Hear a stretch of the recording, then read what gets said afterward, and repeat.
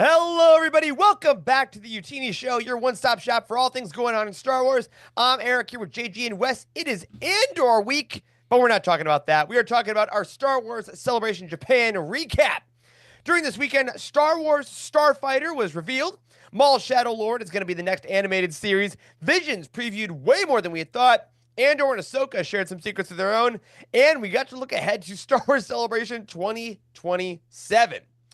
But of course, tonight we have to begin with the biggest news of the weekend, which was also the first news of the weekend. Sean Levy's Star Wars movie is real, the Ryan Gosling rumors are real, and the film has both a name and a release date. Star Wars Starfighter is officially coming to theaters on May 28th, 2027, and it will star the Oscar-nominated star of La La Land, Drive, and of course, Barbie. So fellas, let's go straight to the hype mode on this one. What did you think about this announcement that kicked off the weekend? Not on my bingo card, especially to start the panel. That's for sure. Yeah, right? Right. First thing. Brought him out, too. They could have just announced the movie, but they said, you know what? Come along to Japan. Hopefully you have nothing on your plate. You have nothing scheduled because we need you there to kick this off. And he was like, gotcha. No problem. I also love the idea that, people were landing in Tokyo, and there was a lot of pictures that we saw online of like, oh, hey, it's Hayden Christensen. Oh, hey, it's Dave Filoni, which tells me there was a secret plane that Ryan Gosling was on because no one saw him or like Sigourney Weaver or Pedro. Like, there was definitely a tier list of planes for the celebrity guest of celebration based on if they wanted to hide them. But yeah, I loved this. Starting off this way is so incredibly strong. And there's this really cool, I don't know, this moment where, you get in and it's like Mandalorian and Grogu was coming. And if you listen to our preview episode last week, we did think that they might talk about some other films.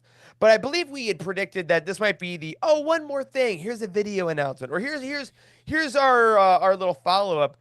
But this set the tone for the whole weekend. And like you said, Kathleen Kennedy, Jon Favreau were on there with Dave Filoni, and then Sean Levy comes out, and he's a showman, right? If you weren't watching the live stream, there were like some TikTok people that, one, had very crisp phones. Really well done for the totally Thank you. allowed live streams. Thank you very much. But he was very... It seemed like he was having fun with it because he was like, I'm here to talk about a film that I'm doing and to tell you that all the rumors about Ryan Gosling are real. And then it split open and he appeared in the smoke. Like, I don't know. This felt like a jovial, like joyous kind of announcement, didn't it? There's a lot of excitement, a lot of buzz and such. I even like the fact that because they even expanded and said, I saw all the rumors this week about who's going to be in my movie. And a lot of them are wrong, but who's not. And then did that whole, and I just thought it was such a great way to really start it, especially, and then even like, might even mention it here, but like even Kathy talks about the other ones as well. And I thought, we had all been predicting that this would come at the end, but I think, this makes so much sense. Open this up and not in a bad way, but get it out of the way, so that you do have the rest of the panel for the actual panel itself. Yeah. Like, they're like, we're confident with what we're doing. This is about the Mandalorian and Grogu. So like you said, we're going to make sure that is the star of the show. But I don't think it's like, don't come for us in the comments vibe, but it's a little bit like, hey, we are in charge, by the way. So here you go. Here's a little bit of the future. Now let's get down to business. But of course, we didn't get much about it, naturally. A title, a logo, and a release date, though, is nothing to sneer at. I think the fact that they said this is coming almost 2 years to the day, 2 years and a month away, was pretty great. And the title, I think, is where we should pivot to next for a little bit, and then I want to talk about Gosling. But this title is very simple. It looks great on the little logo poster. If you haven't seen it, it's just Star Wars, Starfighter right in the middle. Very classic, like they've done all the reveals of, Rise of Skywalker, Last Jedi, Force Awakens. This is the motif, right? Which I thought was interesting because we've not seen this for Mandalorian and Grogu. That has its own logo, its own world. This seems like it's a little more in the realm of the saga films. But what does this title tell you about this film? Just one word, very simple, very fun. What does it mean? New Republic? Yeah? Like, but when I saw this, I immediately thought of Rogue Squadron, What Happened to the Damn Movie. what happened to that? And they have this, right? Oh, it's gone. It's gone. Like I think. Listen, we're gonna have fun. This is the fighter pilot movie. Okay. I think is. I'll go on the record right now, guys. I know I'll say it. I've been very much. It might happen. Keep it in. They're not going to make 2 pilot movies within 10 years of each other. I think this is what we're getting. Yeah. And it's not in the list of the movies that you talked about. No, Rogue Squadron, I think, is absolutely dead. And this is also post Rise of Skywalker. It's 5 years after Rise of Skywalker. They did confirm. So they're doing a fighter pilot movie after the Rise of Skywalker. So it also makes me think that, I mean, because it's Starfighter, they can literally go anywhere in the galaxy. They're not really like stuck on one part of the greater galaxy that we know of. Like the Starfighter can fly anywhere. So it can be anything. I think that's kind of what they're leaning towards. They're trying to get away from the saga films, and they're going to start something new, because there's other things that are going on outside of Luke Skywalker, even though some people might know that. But there's other like conflicts and other big bads out there that we need to explore and hopefully pull from Legends a little bit. Yeah, eagle-eyed fans, myself included, did notice that in this like little like title reveal trailer sizzle thingy, it's like a graphic thing. It like spun around with some light and stuff. Yeah, we don't have an official title for this type of thing yet, but studios keep doing it. But very interestingly though, before like the title comes up and everything, it does appear to like show kind of like the Jedi symbol. So I thought that was very intriguing of what could tell for this story. I did like that as well. And then Sean Levy and Ryan Gosling, after this panel, like everyone did this weekend, went straight to the Star Wars live stage and had an interview, I believe with Kristen Baver, or no, it was with Anthony. I think it was with Anthony Carboni. And they talked about, a little stuff about the movie, and they did address that little graphic. And they said, we thought we saw a little image of a new ship design. And Levy did confirm there's a lot of new stuff, right? Because it's after the Battle of Exegol, which also he dropped the Battle of the Exegol. Love hearing that just being discussed freely. Casually. Yeah, but he said this is probably a new ship design. So I also like that it is very specifically like, it's not Blank Squadron, it's not Republic Fighter, it's Starfighter. So I think this is very much going to be a guy and his ship and their place in the universe. Like, after the Battle of Exegol, we also don't know who are you fighting right now. Like, we don't, like, the First Order essentially has been defeated, but do you really want to do another, like, Remnant story? Because the Imperial Remnant is a thing already, so that's kind of played out a little bit. But I think we're going to see a lot of one guy in a new kind of wing ship. I don't know if it'll be another, like, letter wing, or it'll probably be something named, like, the fire class, the water spray, something. Yeah, whatever looks good in the Lego box. Let's be honest. I'm gonna buy that Lego too immediately. But I think it's gonna be like one guy in the ship. Is it too easy to say he's like just hired by the he's got a what is it, the Republic at this point? Yeah. Is it another loner story? No, I don't know. It's like, he's so good, we have to recruit him. Oh, and here's his new droid sidekick. He's gonna have a new droid sidekick that everybody's gonna fall in love with. Absolutely. Let's be clear. There's gonna be a droid sidekick. Yeah. There's 100%. We don't gotta get an astromech, right? Gotta get an astromech in there. Maybe it's one that we already know. Maybe they fix up R5D4. You know what? Honestly, it could be. Finally give him his own starring role. I also wonder if this character, like, this is like really stretching here, but because of the fact that they dropped Battle of Exegol, I wonder if he was even there since the whole galaxy was there. I think that would totally even be interesting. Oh, one of the people because again, he said it's just people, right? Yep. So you have all these ships to choose from. I love the idea. That's a great call, JG. Yeah. He's just one of. It's like the guys that went to Dunkirk. He's just one of the ships that showed up, and then they're like, "Wow, you did so well there that we're gonna use you for stuff." And now we get to go a little tonally on it, because I want to, like, Sean Levy as a director. Obviously, back in the day, he did like the Night at the Museum movies. So we did a lot of that kind of fun, tongue-in-cheek humor stuff.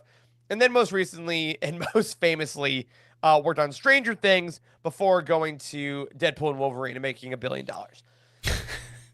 He got hired for this before Deadpool and Wolverine's success, though. He's been working on this for years. So I would assume he kind of got the offer based on his Stranger Things ideas.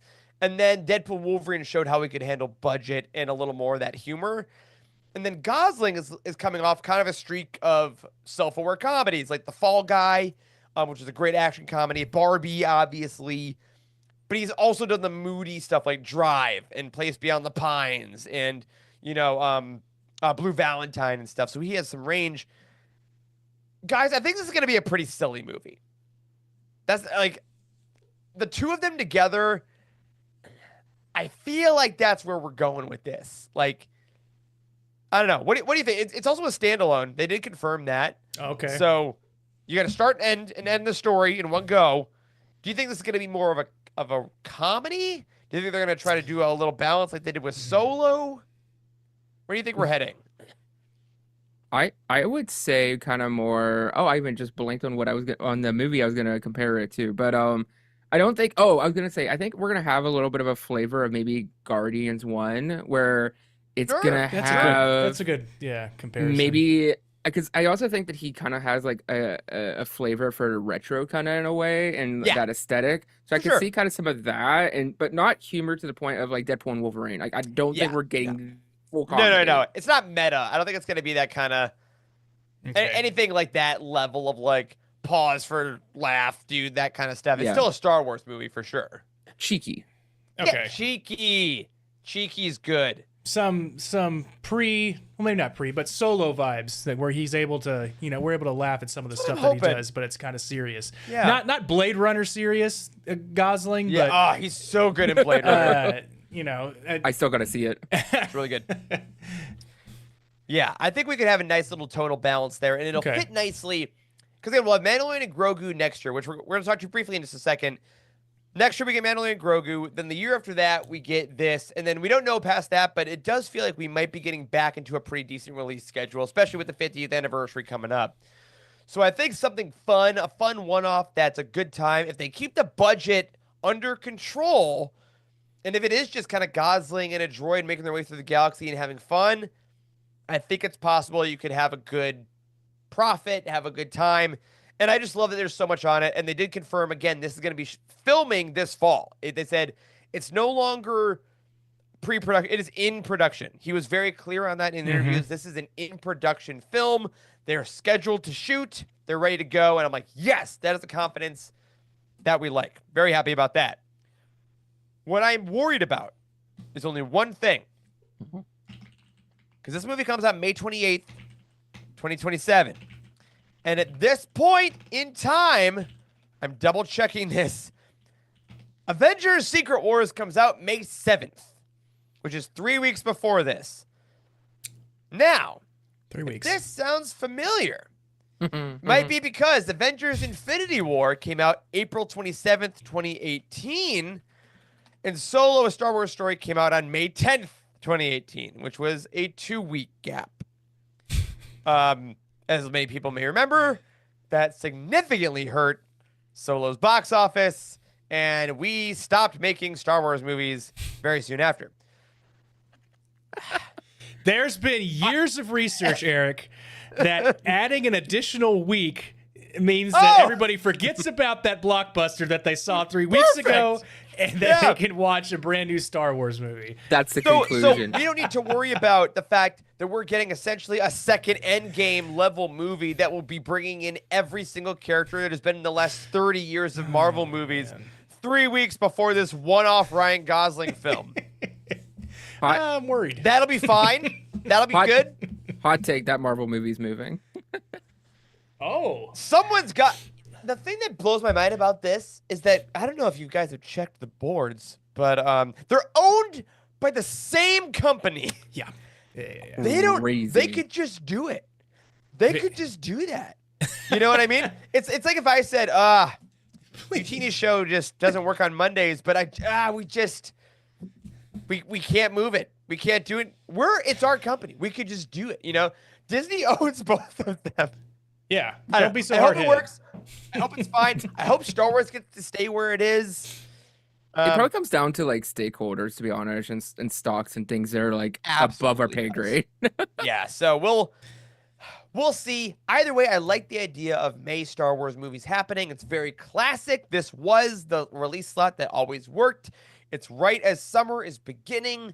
So you get the kids coming out of school. College students are already out of school. Families are planning vacations. And you get a month or two, because keep films in theaters, of great summer evenings going to see Star Wars on the big screen. It's days after the 50th anniversary of A New Hope. They're not moving that Star Wars movie. Great. I like that a lot. I like that a lot. No way. Okay. Now, speaking of other Star Wars movies, though, before we move on from the film aspect, we also did get a little bit of information publicly about Mandalorian and Grogu. They got a lot of it privately. And again, thank you to those people that were doing some live streams. We cannot officially condone it, but I'll thank you. They did get to see their first kind of official footage, which was a one-shot fight scene, very Daredevil reminiscent of the Mandalorian just let me see here. The official term is whipping ass in the middle of an AT-AT. Just mowing down stormtroopers before the entire thing gets destroyed and essentially falls off the side of a mountain. And guys, I will tell you my first thought seeing that footage, this looks like a movie. And I was worried. I've been very worried about them just putting a big TV show onto a big screen and that bringing folks back. My worries are gone now after that. I thought that looked very good. JG, you saw the stream as well, right? We were watching at the same time? Yes. What did you think about the quality of that scene? And then the trailer after, obviously, is a little more curated. But I thought for a continuous scene, that was pretty solid. But what did you think? I thought it was gorgeous and visual. It was incredible just to see that action. And it straight up reminded me when we first saw the footage for Mandalorian Season 1 and how excited we were getting there. It felt really like a callback to that.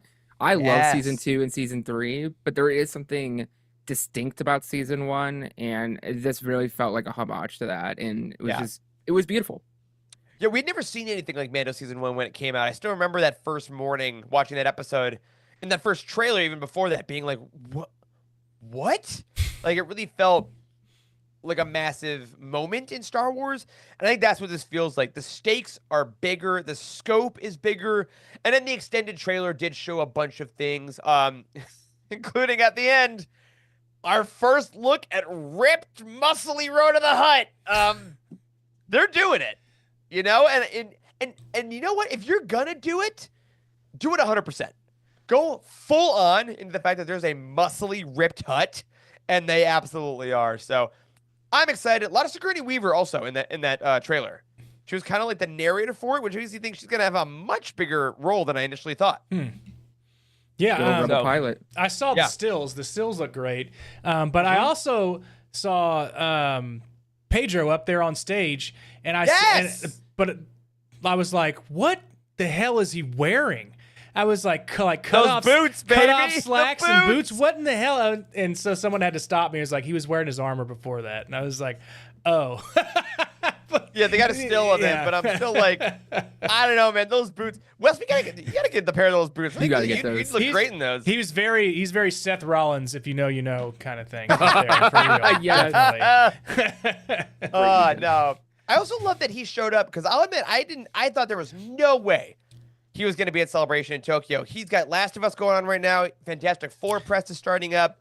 And Tokyo, again, that flight is very hard. Everyone that went, all y'all listening, welcome home. That's a hard bit of travel. And he's been very publicly one of 3 people making The Mandalorian, the character. So I thought he could just do a video, but solid on him. He came and he was so enthusiastic. He said that The Mandalorian and Star Wars is the most accepted he's ever felt in his life by any fandom. And I'm like, sir, you're in all of them. So like that means a lot, you know? Marvel, Game of Thrones, Last of Us, and this, amongst everything else he's done, like he loves it so much. And I thought you could really tell how honored he was to be there. And the fact that he and Sigourney Weaver showed up in person to talk about this film that's coming out in a year, knowing that, as Favreau said, there's no celebration before it. Like, this was all they had. I thought that meant a lot. And kind of, I don't know, is it sentimental? Sure. But to me, as a fan, that kind of showed me that, no, we care about you. We actually care about this project a lot. Yeah, I thought that was a given that he was gonna show up. But if it was like up to him, it's like you can come or if you don't have to. You can like see it's 50-50. You can come or you don't have to. And he's decided to come. That's awesome. That's because people want to see the characters, to interact with them outside of the movie, to see if that kind of real people that they are. Especially, I don't know if he did.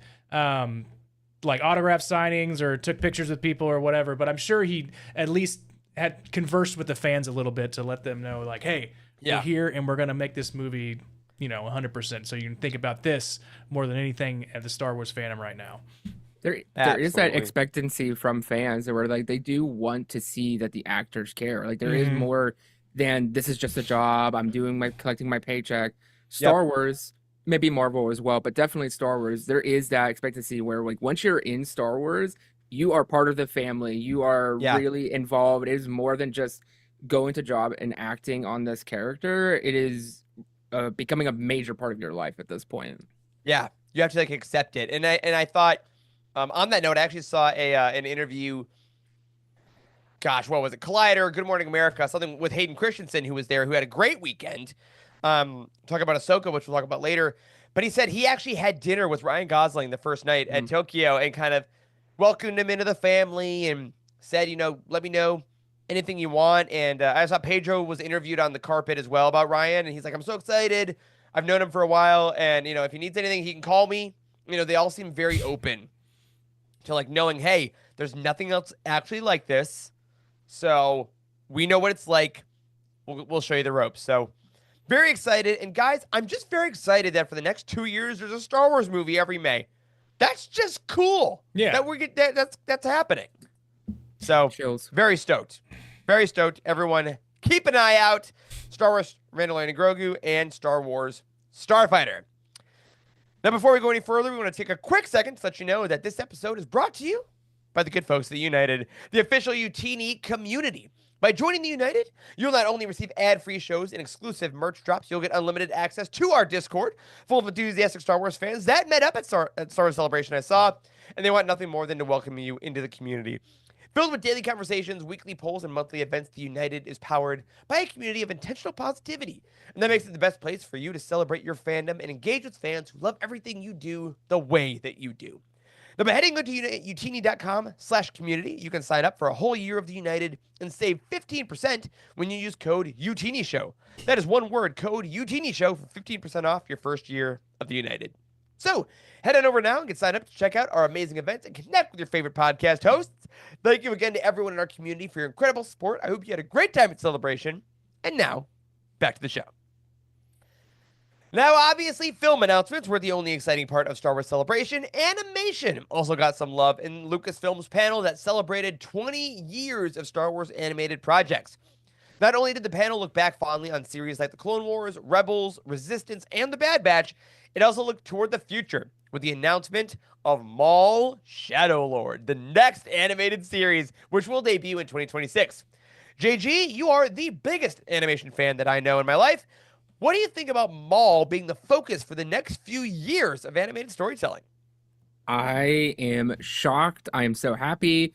I even, joked last week, like hoping for it to be a horror. Like, I don't think this is going to be pure horror, but I think it's going to be like pretty much the closest we can actually get to that. And I'm really surprised. This is not what Star Wars animation has done. And I think with the renewal of Young Jedi Adventures and the other Lego Adventures, they have that corner of the younger audience in a good place right now, where I think they can evaluate and say, hey, we really want to tell this story that these fans really love. There is still so much mystery and intrigue here with Sith lore, with bounty hunters, with cartels, Solo 2 storylines, anyone. I think this is just a rich, open playground for them right now to do a lot of crazy stuff.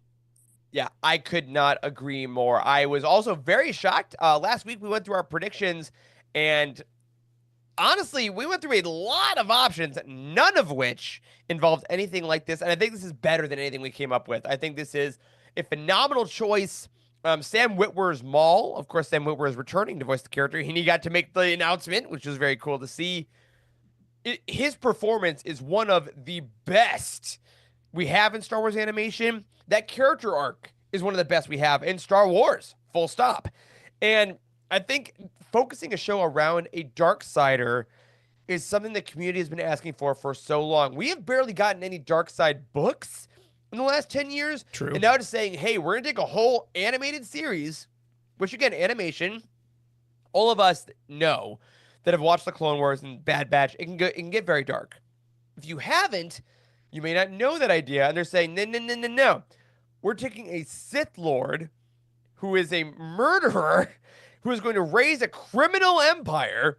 And that's the cartoon for the next few years, right? It's a multi-year project, obviously. Like, it's such a cool swing. Yeah. And I It's love a risk. it is it's a huge risk because I think it's gonna be harder to get younger viewers into it necessarily at the start. But it's a story, like you said, it seems to be very story first because there is so much meat on the bone for what happens with these cartels and Maul between Clone Wars and Rebels, which is where it is set to start. I believe Sam said it begins 1 year after the Clone Wars. Yep. Okay. So that's 1 year after the Clone Wars. This is before Solo: A Star Wars Story, correct? Yes, sir. So this is we're toying or we're trying to, I guess, extract the story of how he started with these I want to say cartels, the syndicates. The I kept saying syndicates, cartels. right? Yeah, syndicates. Yeah. Crimson yeah. Dawn. So yeah, that's what I was always interested in. Like, I was pretty bummed after Solo: Star Wars Story because at the very end there's Maul, there's live action Maul, he's back and he was there for 2.5 seconds. Yep. Damn it, It's just so good. But how did he get there? So they're gonna start. Yep. I think they're gonna start with animated and maybe they progress to something else. I mean, maybe they go back to TV for this. That'd be great. But I think animated series is a great start to let us, especially just honing in on Maul, because there was quite a few Clone Wars episodes where it was just Maul kind of coercing a couple of the Jedi and then also Ezra. So I mean, I think it's a great idea to use him as the main character for how many episodes is it? Did they tell us? No idea, but given I'm assuming we're gonna get probably Clone Wars season 7 length. I'm gonna assume 13 episodes. 22 12, episodes. 13. Okay. I'm gonna think episodes. 16, about 16, like Bad Batch. Okay. Yeah, right. Bad Batch is a better comparison for that. And again, we haven't seen Maul. We saw him end of season 7 of Clone Wars. He tries to get Ahsoka on his side. He tries to tell everyone what's happening. He kind of tried he almost exposes Palpatine, basically, in Order 66. Yeah. Right. And then by the time we see him in Solo, he's the head of the syndicates. And then in Rebels, he's masquerading as an old man, and then meets Ezra and he gets his power back. But there's so much on the table for him to build the syndicates. We saw there's a sizzle reel that got revealed again, only on streams. He's going to have an apprentice that is a red Twi'lek that he's going to train. And interesting. If you're a fan of Legends Look Back, you may have noted that a red Twi'lek that's a Darksider. Legends, Darth Talon. Legends. A lot of people think it's going to be Darth Talon, and maybe it goes that way. I think a lot of people are going to be really depressed when she doesn't dress like a Coruscant stripper, I guess. Because I don't think we're going to do that. But I think that's, again, little Legends nods they can keep bringing in is cool. I like the idea of him, who has been abused by his masters time and time again, to how would he actually treat a dark side apprentice before he tries to get Ezra as an apprentice? Like, how does that work? And then who else do we see in this series? Like, they made a fully animated model of Dryden Voss for one hologram in season 7 of the Clone Wars. That's in the files, okay? I want... Paul Bettany won't come do it. I want, out of D. Bradley Baker, whoever's going to do it, I want Dryden Voss. I want syndicate heads. I don't want Maul to just be doing but I have a heart of gold. No, man. You are creating a criminal empire that is going to take over the galaxy in a couple decades. So, Kira. this is just rad. Yeah.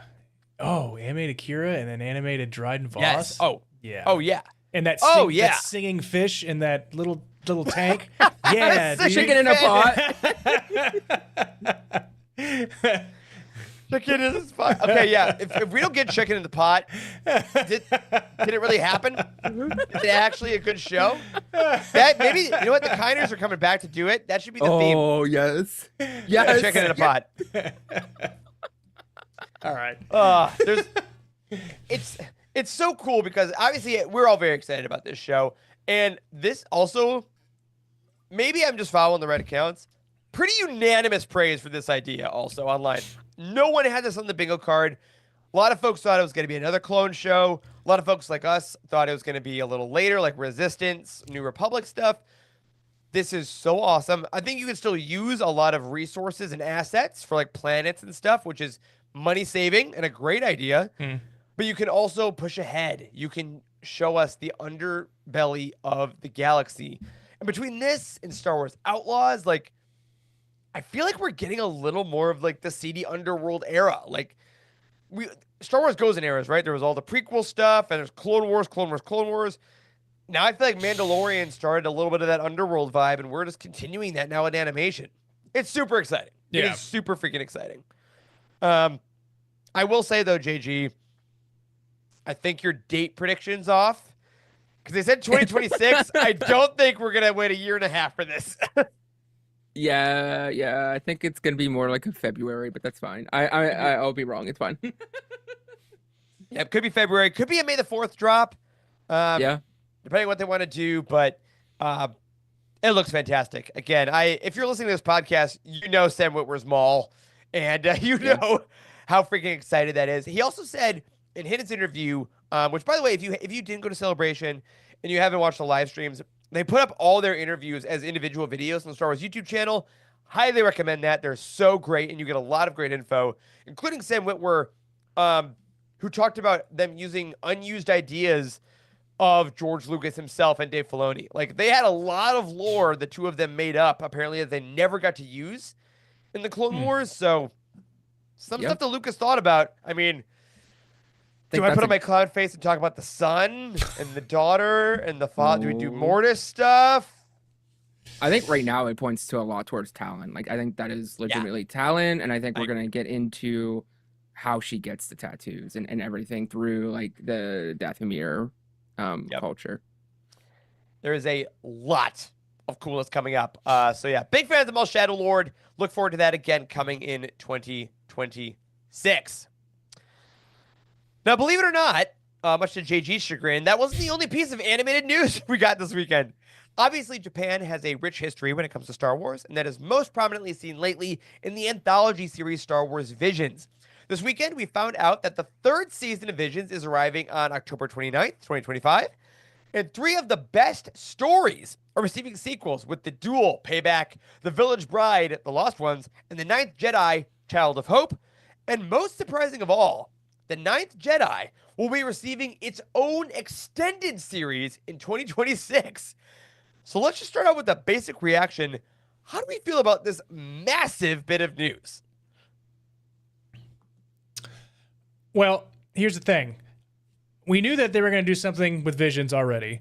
And because of the animation style, we knew that it was a point of preference, not a point of preference, but it was a point to put this out during Celebration to let everybody know. But I did not think that they were going to do an extended series on one of the episodes, but that's fantastic because we've always said with Visions it was something where creators can try to like dip their toe into Star Wars world with various like animation styles, see which one fits, see which one everybody likes, and then maybe have one springboard and create that one into something else, which could be the Ninth Jedi. So I think that was a fantastic idea. Something actually came out of it, and I think this is Star Wars Visions is gonna be something they're gonna continue to do. There's like multiple seasons. So I think, I mean, of course, that every piece of Star Wars is not for everybody, but there is a piece of Star Wars for everybody. So this is a perfect idea to go out there and just grab an audience that may or may not be into the movies, but could be into some of the animation styles and some of the stories that Visions will tell. Yeah, absolutely. I for some reason I felt like there was definitely like we're on our way to get an animated like long series here. I was not expecting it to be a continuation though. I think that is so brilliant though. I think also over the weekend, Hannah was helping with covering as well. She made a really good point that more than likely the 3 episodes that got the extra episode for this one to the continuation, it would make a lot of sense if they were the 3 to get miniseries, because they definitely were talking about how these were gonna be more ways for other of them to continue. So yeah, I was also very like shocked in a way where, listen, I love Star Wars. We all love Star Wars. Crazy. Sometimes the things that get more content are questionable. Like sometimes characters should pop up. I'm like, oh, not who I would have thought. Or like, certain stories. The Village Bride, The Duel, and The Ninth Jedi are easily the 3 best stories of season 1. Yeah. And like they went 3 for 3 on my favorite ones. And I'm like, oh my God, they just literally picked the 3 best and just did them again and decided to give them more resources to do it. And the best one, and or I will say the one with the most lore expansion possibility, which I think The Ninth Jedi, even though I may have liked The Village Bride a little better just in pure quality of a single episode, I think The Ninth Jedi set up the most interesting world with the lore, the lightsaber colors and all that. They're like, oh, there's a whole series of this. And like you said, JG, what a great idea to say the sequel in season 3 will set it up. And then after that, we're going to do a whole story that jumps off of there. Like, I don't know. Maybe I'm just not giving them enough credit over the years, but this seems like just the smartest, easiest path to really good storytelling. And it's not involved in like equality of resources, because we're also getting 6 new stories in the season. Like it's 3 sequels and 6 new ones. They're still doing that. And they're not doing Ninth Jedi in Vision so they can do the series. They're still going to give it that. Like there's just so many ways they could have done this wrong, and it's just all correct. It seems like really fun. And I really think that this studio did such a great job. And it's kind of like the Japanese anime version of the American dream, right? You work really hard and you make something really good, and then the people say, great, make more of it. Here you go. Yeah, we like it. Yes. I would like more. Yeah. Yeah. I think it's really exciting. And again, we've been talking a lot this year, I think 2025 especially, about non-canonical stories, right? Mara Jade getting her own lightsaber. Massive deal. Luke from a different time period coming into Galaxy's Edge. Weird, breaking canon, but massive deal. Now, a full series that is going to be a continuous anime story on Disney Plus, non-canonical. Pretty massive deal. Like, where do they go from here? Like, clearly they're dedicated to this level of storytelling, right? Like, what is this saying to us about the larger Star Wars picture, in that one of the main projects is going to be a full story that is going to be a sequel to 2 animated shorts that are anthologies? I think we can expect more. I don't think they're going to stop. I think Visions is here for a long time. I think they're going to continue maybe that alternating pattern of doing world studios and then back to Japan and back and forth. Because I think they've had a good success here, and they found something that's special that really also allows them to also develop new talent also, because then they can also see some of these creators and creatives and maybe assign them to bigger and projects that are part of canon and whatnot. Yeah, not trying to like put the original trilogy on the back burner or anything, but Star Wars is bigger than Luke, Han, Chewie, and Leia, right? So that's kind of what I think they're trying to portray here, or trying to get across to the audience, is there's a lot more stories to tell. You don't just have to keep it within the Skywalker saga, that is, I guess. So make it bigger. This is one way to do it. There's other ways to do it, but this is a start. This is one adjacent. So this is, why not? I mean,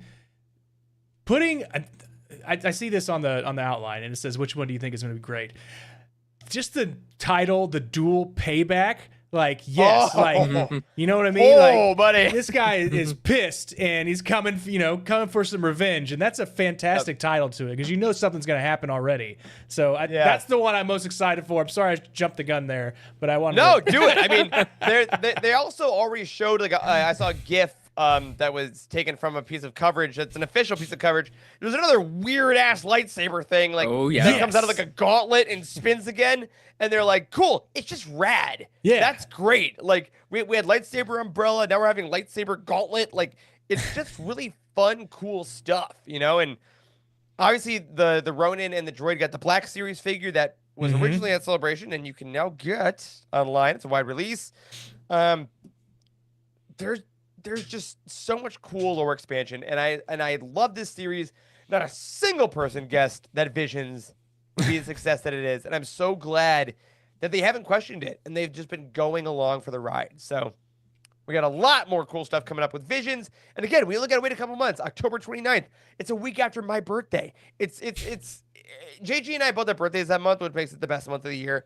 And Visions is confirming that with more amazing content. See, when I said the next animated show, I meant Visions. Clearly, Right. You know what? You're so right. You're so right. You're so right. Oh, jeez. But now, unfortunately, we're going to take a quick break away from the animated Star Wars television world to go to the world of live-action Star Wars television. Because, fellas, as we speak, we are 1 day away from the release of Andor Season 2. But Celebration attendees got a bit of a head start with a full showing of the first episode. And soon after, the social media embargo was lifted with critics saying that Season 2 somehow eclipses the incredible Season 1 to create some of the best Star Wars in history. I'm very excited for that. But then, of course, the Ahsoka panel revealed that their Season 2 will begin filming this week, with Hayden Christensen returning as Anakin Skywalker, practically the entire Ghost crew joining the fight, and Admiral Akbar returning as the main force to fight against Thrawn. Now, that is a lot to deal with, but let's start with Andor. Fellas, these first reactions are unlike anything we have seen. These are even better than Season 1, which I thought was the bar. Very simply, what do we expect tomorrow? Yeah, I don't know. I wasn't there to watch the first freaking episode like everybody else did that was there. But from what I've heard, it is movie quality. It is something that is apparently going to surpass, just like Eric said, anything that you had thought was fantastic in Season 1 is going to be even better in Season 2. But I really want to see what happens between Andor and Luthen. Is that his name? Right? Yes, sir. Luthen right? Rail, yes. That's right. When him finally get on the same page. Because right now they're not really on the same page. Right. So excited to see that for sure. But, I mean, just excited to watch it in general because it's been, a year and a half? It's been longer. It's been 3 years. It's been 3 years? See? That doesn't even seem that long. That's wild. I love that moment. That's wild. It's been what? I don't know. Yeah, 3 years. That's crazy. Yeah, and we were talking about this earlier, and we thought, or Bethany had thought that there had already been a Season 2. It was like, what do you mean? Are we on Season 3? And I was like, that's the arcs within Andor.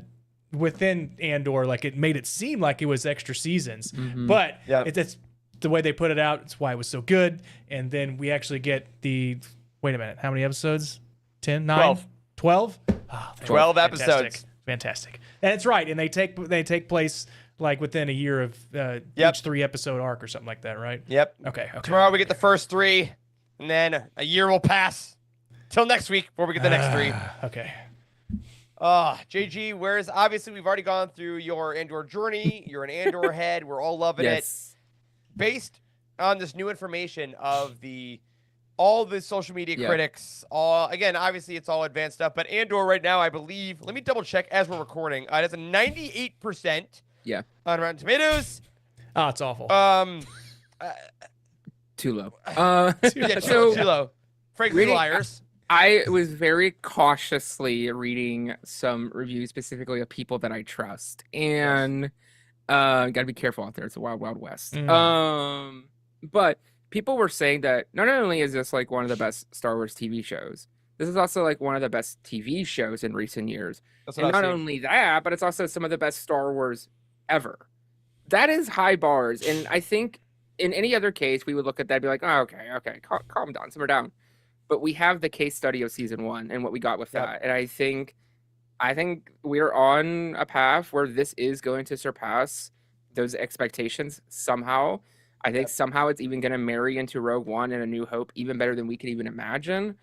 And I think it's also going to hit the public viewership more than we would also expect. And I do think that once we get to Emmy season for this show, I think it's going to be taking away a lot of awards.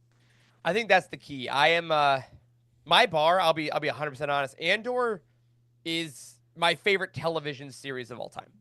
It is where it ended. It was that, and everyone that I trust, similarly to you, JG, I was looking at people that I know felt the same way.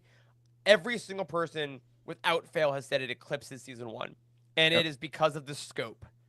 That is the thing I'm seeing more often than not. Andor was great. It was big, and I loved that it was focused, and they're saying this is a galactic show, which I earnestly didn't expect. I thought it was going to be smaller arcs like it was. But they used their budget and they went hard and they went big. And I'll be honest, I'm expecting nothing less than my new favorite TV show. And I think I have no worries it's going to hit that. So very stoked about that. Obviously, most of their panel was about showing that. And then again, like I said, the interviews that are on StarWars.com, Diego Luna and Alan Tudyk have one, and it is so delightful. Ezra Arjona and Genevieve O'Reilly also have one with Tony Gilroy. That's also great. So go check that out if you haven't. But of course, a little more news we got was about the next Star Wars live action TV show, which is Ahsoka Season 2. And this was a pretty emotional panel at times. Dave Filoni cried a bit talking about Ray Stevenson, who, of course, untimely passed before Season 1 was aired. We got our first look at Roy McCann as Balin Skull. They talked a little bit about that. And we basically got just a bunch of teases about where the season will take us. Obviously, no footage yet. They're filming this week, I believe, with the anticipated release of 2026. He said we're getting more Hera and Chopper, are much more prominent. Zeb's coming back. And, of course, my biggest reveal personally was that Admiral Akbar is going to be a main force of the Republic forces against Thrawn. Again, we don't have as many details on this. What do you guys think about Ahsoka Season 2? Like, based on what we got, do you think... It sounds like a very different show than the first season to me. Yeah, it's very interesting because I really was not. I was expecting like basically the recasting news, and he ended up dripping out a little bit more than I expected. And he also, even then on the live stage, had that incredible quote, the one where I'm gonna just read it because it's so good and it wasn't being shared enough. But he goes on to say basically what we're to expect. Half of it is a really big battle. There's going to be a war in our Star Wars, like an all-out throwdown on a scale as best as I can do it. Thrawn's going to be involved. We'll see a lot more of him. You'll see a lot more of Ezra, and you'll see a lot more of Hera. She's going to be involved. We're going to have a big... It's giving me the ending of Rebels Season 3 when they have that 2-episode space battle with Thrawn. That's what we're going to get, and I'm excited for that. Yeah, because I seem to remember, like, I mean, I do remember in Rebels there was a lot of space battles, especially them doing it by themselves and then joining up with the rebellion afterwards. So I'm glad that they're Ghost, man. Yeah, I'm glad they're kind of steering in that direction. Yeah, I think what I'm learning is that we're getting scope in these shows. Like Andor is going bigger, Ahsoka is going bigger, and I even mentioned last week when we were talking about the new animated show, I said we need something that's gonna go big because we have had really good intimate character stories, and I love that. That is such a key part of Star Wars. But we're Star Wars. Like this is battles amongst the galaxy. Like this is such big stuff. And I think that we are getting prepped for that with all these people. And I think that Ahsoka is kind of showing that it's going to do that. Episode 1 was about finding Ezra and finding this stuff. Now the revelations are made, baby. We know where the stuff is and we know who's coming. So I'm very stoked about that. And the fact that Akbar is going to be, you know, the admiral of the rebel forces. Yes, coming back to be the guy against Thrawn. I am thrilled that he's come back. Yeah, he's a mainstay alien species that needs to be on TV more. So it's been and a couple others too. But yeah, Akbar is like everybody knows Admiral Akbar, even if you haven't like seen most of the movies. So yeah. Well, unless you're a YouTube commenter who said Mon Calamari is the name of the fish people. Kathleen Kennedy needs to be fired. This is the lamest Disney stuff ever. I kid you not. Were literally in the comments, and I'm like, threw up a little bit. Listen, also we're live streaming on YouTube. Hello, we love y'all very much. It's a hellscape. People need to go touch grass, and nothing's real. I think it just shows why they don't listen to the commenters. Akbar's in season 1. I forgot all about that, by the way. What? Yeah. What? Oh my God, he is. Yeah, Hannah and I had that realization after Briefly. Hannah and I had that realization after the fact because we were all like, "Oh my gosh, Akbar!" and everybody was like, "Oh my gosh, Akbar!" And then we're like, "Wait a second, he is actually in season 1." Very, very okay. But now he's like a main character. Yeah, so, main character energy, of course. I love it. All right. So usually that would be our final story. But of course, we got one more little thing I want to talk about, which is the next Star Wars celebration. Because like Star Wars fans everywhere, we just got a bunch of news and we are not satisfied.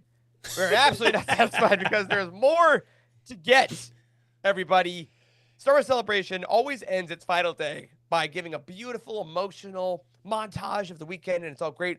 And then, of course, they tell you next Star Wars Celebration will be at blank. And we discovered that Celebration 2027 will be in Los Angeles, California from April 1st to April 4th. And it will be celebrating the 50th anniversary of Star Wars. 50 years since The New Hope came out. We're going to LA. It's 4 days instead of 3. It's a year after The Mandalorian and Grogu. It is a month before Star Wars Starfighter. Fellas, what can we expect from the This is 2 years away. This is so silly. What can we expect, though, from the next Star Wars Celebration? Because I truly don't see how this is not the biggest celebration of our lifetime.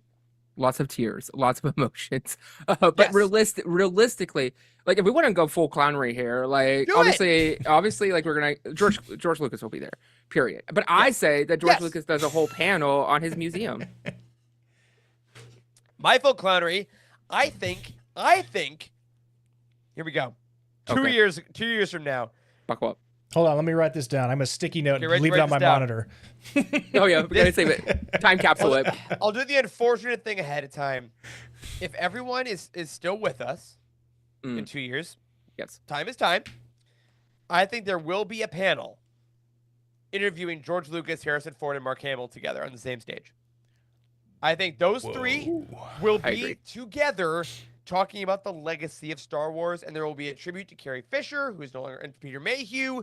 Anthony Daniels will be on that panel. There'll be a tribute to Kenny Baker. Like, this is going to be the Nostalgia Fest of all Nostalgia Fest. This is George, 50 years after you made this indie movie, we're all here. Like, 50 is huge. There's already a logo for it they showed for the 50th. Like, sure, there's going to be Starfighter stuff. Absolutely. That'll be a panel. This is the anniversary celebration. It's coming back to LA, where they make the movies, where, like you said, JG, Lucas's museum is opening this year. There's going to be stuff with that. Like, after thinking about it, there was no other place it was ever going to be than LA. Like, it's so obvious now in retrospect, you know? Yeah. Yeah, I'm just thinking, I was like, all I'm thinking about is I want to see Daisy Ridley talk about Rey Skywalker movie. And then as you're going over what you just talked about, I was like, it's a nostalgic celebration of Star Wars from the very beginning. And there's going to be, that's why I'm surprised we're only doing 4 days. They should have done, like, do a whole week, right? So like there's probably so much to pack in that, I mean, is the convention center big enough is really the question. It is smaller than Anaheim, unfortunately. So no. Get real cozy, y'all. Yeah. This is one, though. I have started a savings side of my bank accounts this week. I will not be missing this. Listen, hey, I have a lot of people in my life. April 1st to 4th of 2027, I'm booked. Okay? Don't plan anything. Don't. It's recording right now. If you're having a baby, figure that out. You got time to plan. Like, I'm busy. This is the moment of my life. I cannot wait. If you're listening to this, you should make it also a priority, if you can, to make it out to this. Like, this is the celebration 50 years. If you're ever to go to one, this is going to be the one to go to. I also have one more clownery. I think a few months before, like in the press and everything, we'll find out that Kathy is stepping down finally and retiring to do indie films. And I do think at this 50th one, she'll hand the reins over, like, officially, and we'll go into the next 50 years. Mm-hmm. I think that's great. I think that's a great idea. Like, again, when it's the 50th, literally anything is on the table. You can bring in anyone that has ever been part of Star Wars ever and say, hey, we just need you for one time. It's in LA. A lot of folks are US based now or Vancouver based, honestly. Like, we just need you to get here to do this random panel, to this walkout. Like, the people that are going to walk out onto that Star Wars interview stage, I have no idea. It's literally anybody that's ever been involved in the franchise. Yep. And that is so exciting. And we have 2 years of development for movies like the Rey movie, like Dawn of the Jedi, like the trilogy that Kinberg is going on. Like, looking back at the past 50, looking ahead to the next 50 is so easy. It writes itself. And we'll know the future of Star Wars television. We'll know how Maul Shadowlord is doing. It'll probably be in season 2 or 3 by then. Like, there are so many possibilities. And of course, we'll be getting the big old Starfighter, like world premiere or something. Yeah. It is going to be the event of our lifetimes as Star Wars fans. I have no doubt, and I am putting that bar on it. So, guys, if you just put away 20 or 30 bucks a week from now until then, you'll be fine. You'll be fine. So, could be more excited. Star Wars Celebration is always great. I always exit this weekend feeling more energized about the franchise than ever before. And I was telling you guys and folks in Slack this weekend, like, sometimes like I lower my bar for how much Star Wars means to me, which is crazy because we have a weekly Star Wars show and it's my job. But like what does it? And then day one of Star Wars Celebration, without fail, I'm all the way in. So I didn't get more FOMO just watching the live stage. I was like, the people at the live stage are having such a great time. I was like, man, I wouldn't murder anybody. I would be close. I'd beat somebody pretty bad, I guess. Just to be there for those 3 days, just to see all those people come out. Oh! I forgot to tell y'all. My little comic fest or whatever that I have that goes on in Houston called Comic Palooza. Hayden Christensen is going to be there. I've already bought my autograph ticket, so I would. And there is the ticket bundle. There is a Star Wars ticket bundle, so there could be more Star Wars actors and actresses actually going to be there. So when is that? I'm very excited. It is June 20th through the 22nd. All right, we will absolutely bring you firsthand knowledge of that. If you don't always watch our Monday live streams, you might want to get on the video for that one. Wes, before we got on stream tonight, you were talking about buying a Revenge of the Sith popcorn bucket. That's right. Is that what Mr. Christensen will be signing? That's back. Actually, damn it! I have to buy another autograph for that. My idea is, other than the one of him with his shirt off in bed, it's gonna be the one where he's just reaching out, telling Obi-Wan that he hates him. I hate you. That's the picture. I gotta get him to sign that one. Yeah. I can't wait. You guys tell us all about it. Also, I guess this is a great time to say, this next Sunday, I will be going to see Revenge of the Sith in 4DX. I did get 4DX tickets with the movement chairs. You got them too? Yes. All right, JG, are you going to make it out even in regular 2D? Oh, regular, yes. Okay, great. Pittsburgh's not fancy enough for the 4DX. Yeah, that's fair. Very excited. And a reminder, if you haven't got your tickets yet, maybe they're sold out, but they're likely not. So go see Revenge of the Sith this week. Treat yourself. Have a great time. But most importantly, tune in tomorrow night, 9 p.m. Eastern, 6 p.m. Pacific, because Andor is back with its first 3 episodes. What a great time to be a Star Wars fan. And, of course, the Bounty Hunt podcast will be back. Yes, talking all things Andor. That'll be fine. I mean, like, you weren't gonna watch them anyway the night they came out. You know, yeah, we'll figure it out. We'll let you know. You'll have a topic, or at least 3. Stay tuned. Stay tuned. Sleep, don't know her. Podcast. That'll be your main Andor coverage. We may briefly discuss Andor on this show, just our initial thoughts. But for all the in-depth conversation, you gotta go to the Bounty Hunt, folks, obviously. And we'll be putting some type of written review on the site. It obviously won't be just the Skeleton Crew ones, because like you said, there's a little more content, but we will figure that out as the series goes. But man, what a weekend and what a year we have to look forward to. And with that, my friends, that will do it for tonight's episode of the Youtini Show. Thank you so much for hanging out with us. Make sure you stay tuned to youtini.com and all of our socials for everything you need going on in Star Wars. Have a fantastic week. We will see you next time. And until then, may the Force be with you.